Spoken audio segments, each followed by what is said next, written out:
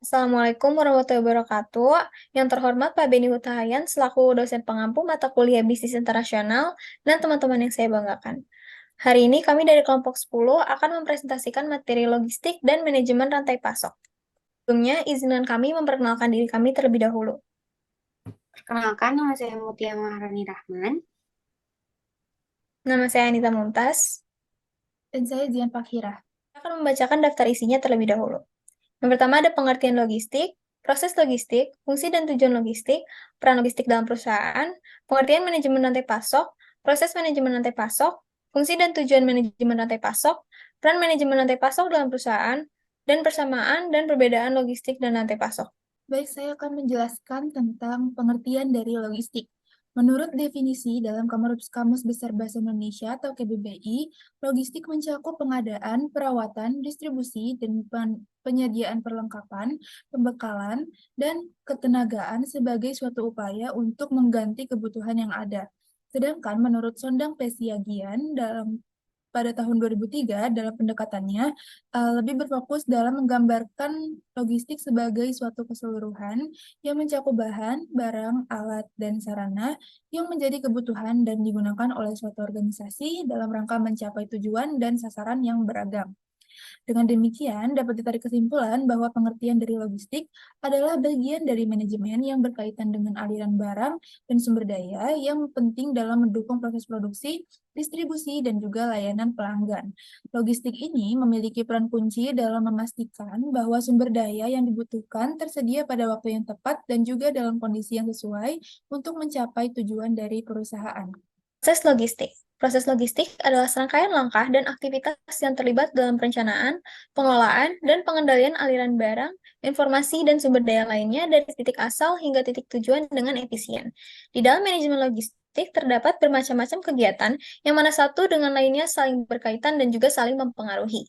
Kegiatan logistik dibagi menjadi 5 tahapan penting, yaitu pertama ada pengadaan. Pengadaan logistik adalah setiap usaha atau upaya untuk memenuhi atau menyediakan kebutuhan akan barang dan atau jasa berdasarkan perencanaan yang sudah dibuat dan tidak melebihi anggaran yang sudah dibuat pada proses penganggaran logistik.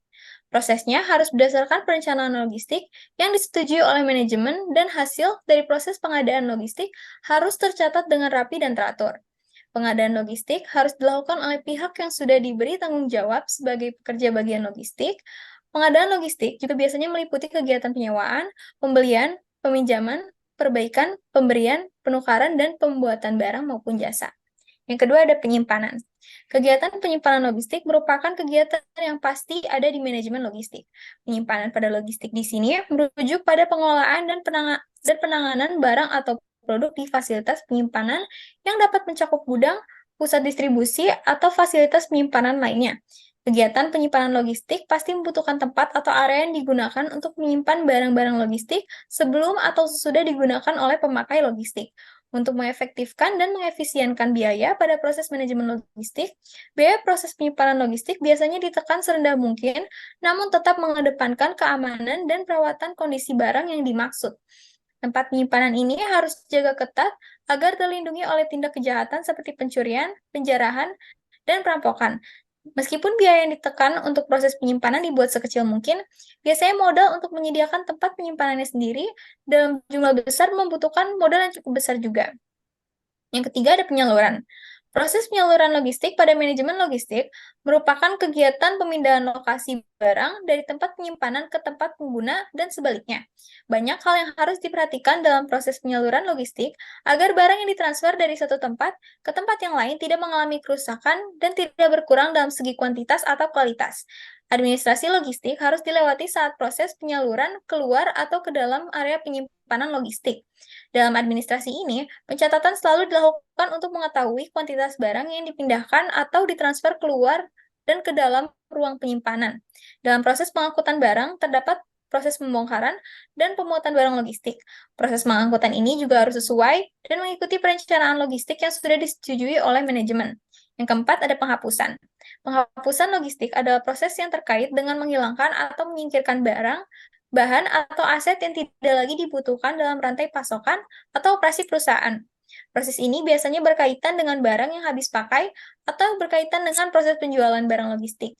Penghapusan logistik harus dilakukan pembukuan atau pencatatan agar terekam dengan baik dan dapat dipertanggungjawabkan. Yang terakhir ada pengendalian.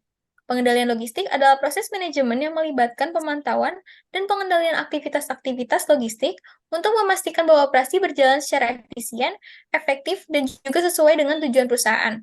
Semua proses pengadaan logistik harus dikendalikan pada proses pengendalian. Pengendalian logistik dilakukan berdasarkan perencanaan yang telah dibuat dan disetujui oleh manajemen logistik dan manajemen perusahaan. Selanjutnya saya akan menjelaskan tentang fungsi dan tujuan dari logistik. Menurut Subagio, tahun 1994, ia menjelaskan bahwa terdapat 7 fungsi dari manajemen logistik. Yang pertama, ada fungsi perencanaan. Fungsi ini menentukan apa yang harus dilakukan, kapan harus dilakukan, dan bagaimana cara untuk melakukannya. Dalam fungsi ini, perusahaan harus menentukan kebutuhan logistiknya, baik itu kebutuhan barang, jasa, maupun informasi. Lalu yang kedua, ada fungsi penganggaran, di mana fungsi ini menentukan jumlah dana yang dibutuhkan untuk menjalankan fungsi-fungsi logistik lainnya. Anggaran logistik harus disusun dengan cermat agar biaya logistik dapat ditekan semaksimal mungkin. Lalu yang ketiga, ada fungsi pengadaan, di mana fungsi ini mendapatkan barang dan jasa yang dibutuhkan oleh perusahaan.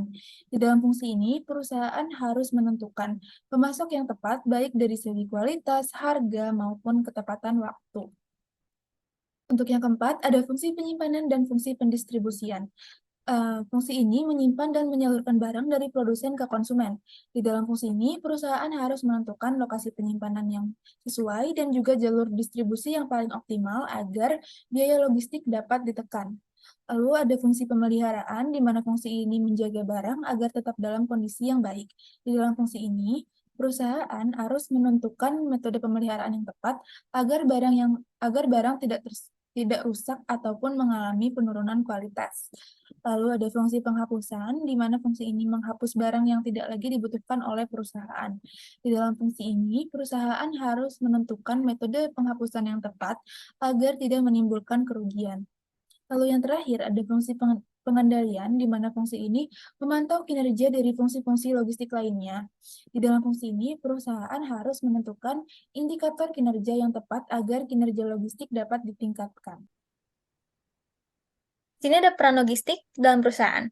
Jadi kegiatan logistik memainkan peran penting dalam perusahaan, yaitu untuk mengoptimalkan aliran barang dan informasi dari produsen hingga konsumen akhir.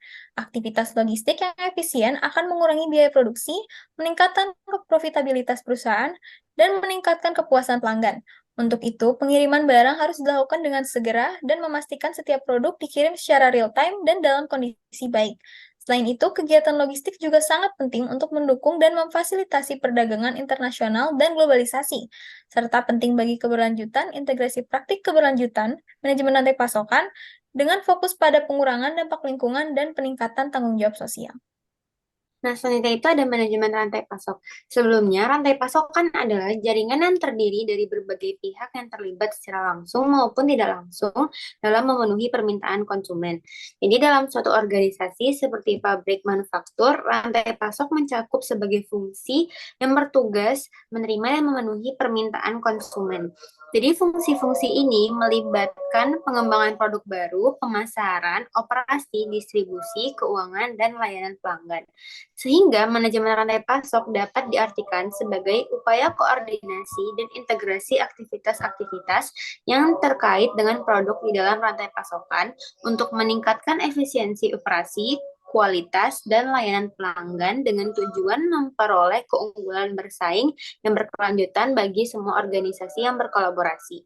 Oleh karena itu, untuk mencapai keberhasilan dalam manajemen rantai pasokan, perusahaan-perusahaan yang terlibat perlu bekerja sama untuk berbagi informasi, termasuk perubahan kapasitas, strategi pemasaran baru, pengembangan produk atau jasa baru, pemanfaatan teknologi terkini, perencanaan pembelian, tanggal pengiriman, dan aspek-aspek lain yang memengaruhi rencana pembelian, produksi, dan distribusi. Nah, selanjutnya itu ada proses manajemen rantai pasok. Nah, yang pertama itu ada Customer Relationship Management. Jadi, langkah pertama manajemen rantai pasok adalah mengidentifikasi pelanggan utama atau pelanggan yang kritis dengan misi dagang perusahaan. Jadi relationship management ini tuh adalah suatu strategi bisnis yang dirancang untuk meningkatkan layanan kepada nasabah, meningkatkan kepuasan pelanggan, dan mendapatkan pelanggan baru. Dan tentu saja tujuan pada akhirnya adalah mendapatkan keuntungan.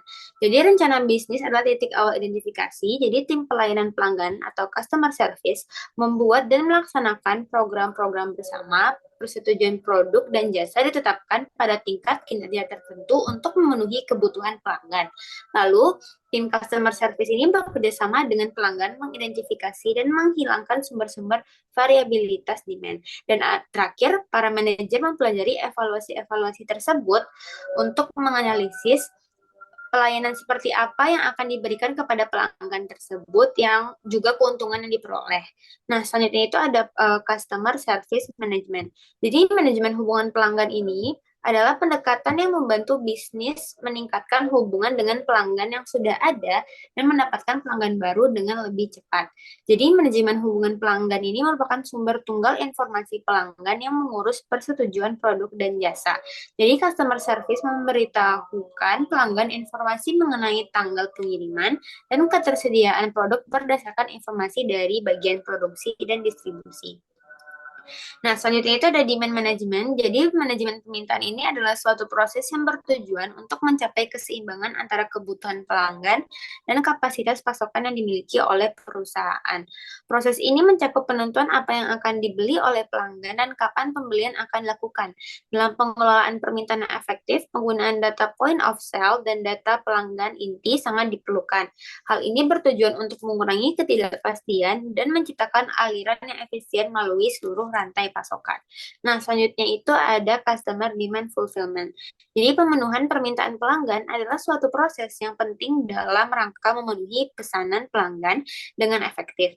Jadi, proses ini tuh mengharuskan integrasi yang baik antara rencana kerja terkait produk, distribusi, dan transportasi.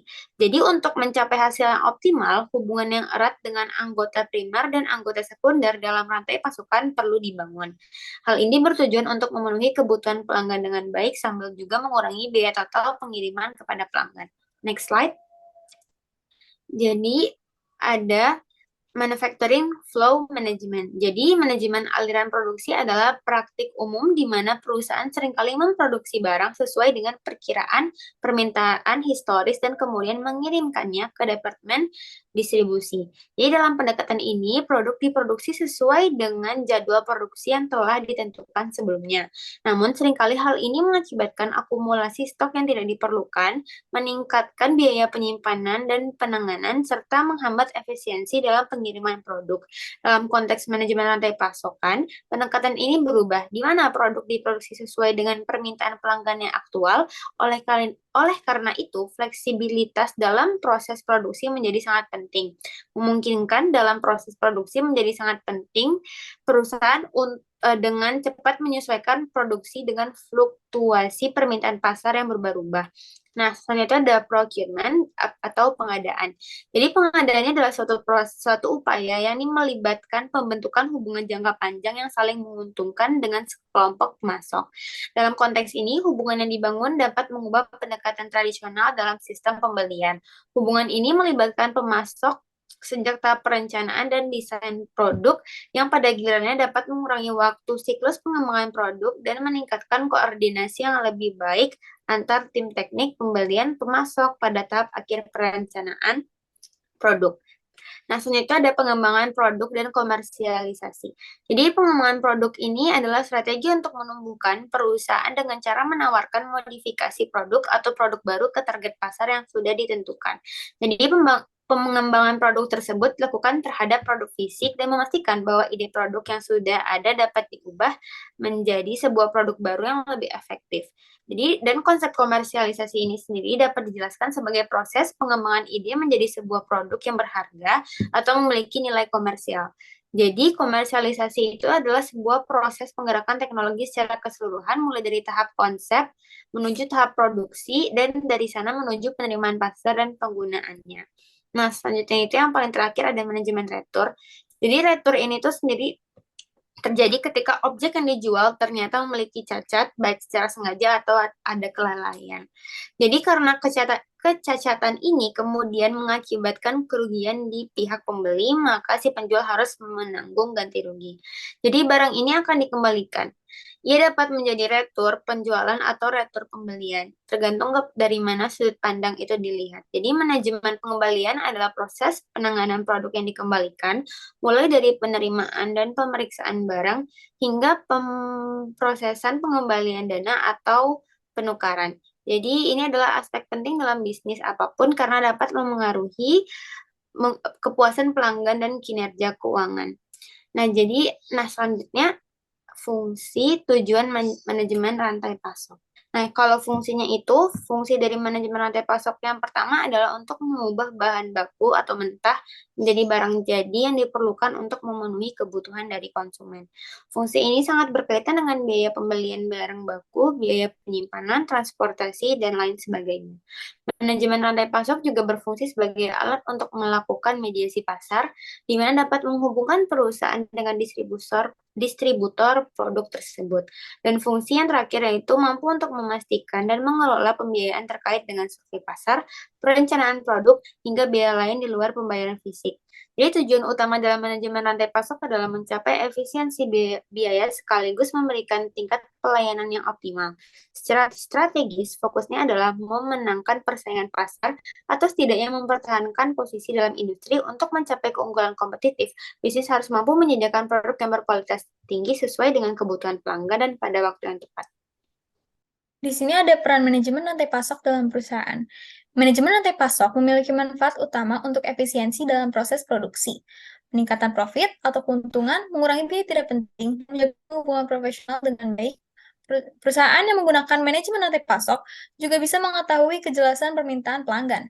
Dengan begitu, inventaris dapat diatur menyesuaikan permintaan tersebut. Kuncinya adalah dengan strategi yang tepat, maka operasional perusahaan dapat berjalan dengan baik. Tujuan untuk memperoleh keuntungan pun bisa tercapai. Manajemen rantai pasok tidak hanya bermanfaat bagi perusahaan yang menjalankannya saja, namun turut berdampak pada pelanggan, karena dengan pengelolaan yang baik, kualitas customer service pastinya juga meningkat. Sehingga apabila semua tahap dan fase dalam manajemen rantai pasok diterapkan dengan efisien dan tepat waktu, akan ada manfaat yang besar. Perusahaan jadi mampu menyediakan produk yang diinginkan oleh pelanggan di tempat yang tepat, pada waktu yang tepat juga. Selanjutnya, pelanggan akan merasa puas terutama dengan kualitas barang yang diproduksi sesuai dengan ekspektasi target pasar. Kepuasan pelanggan tersebut, kalau dipertahankan terus-menerus, akhirnya juga dapat meningkatkan customer loyalty. Terakhir yang akan dibahas adalah persamaan dan perbedaan logistik dan rantai pasok. Untuk persamaannya, yang pertama, logistik dan rantai pasok sama-sama berkaitan dengan perencanaan, implementasi, dan pengendalian perpindahan barang, jasa, dan informasi dari titik asal ke titik tujuan. Yang kedua, logistik dan rantai pasok bertujuan untuk memenuhi kebutuhan pelanggan dengan cara yang efisien dan efektif. Lalu yang terakhir, logistik dan rantai pasok memiliki pengaruh yang signifikan terhadap kinerja bisnis secara keseluruhan. Untuk perbedaannya, yang pertama, logistik lebih berfokus kepada aliran fisik barang, sedangkan rantai pasokan lebih berfokus pada aliran informasi, uang, dan sumber daya lainnya. Lalu yang kedua, logistik lebih berfokus pada pemenuhan kebutuhan pelanggan, sedangkan rantai pasokan lebih berfokus pada kinerja bisnis secara keseluruhan. Yang terakhir, logistik lebih berfokus pada proses internal perusahaan, sedangkan rantai pasokan lebih berfokus pada hubungan antara perusahaan dengan pemasok, pelanggan, dan juga mitra lainnya. Sekian presentasi dari kami mengenai logistik dan rantai pasok. Semoga materi ini bermanfaat bagi kalian yang menonton. Kurang lebihnya mohon maaf. Wassalamualaikum warahmatullahi wabarakatuh.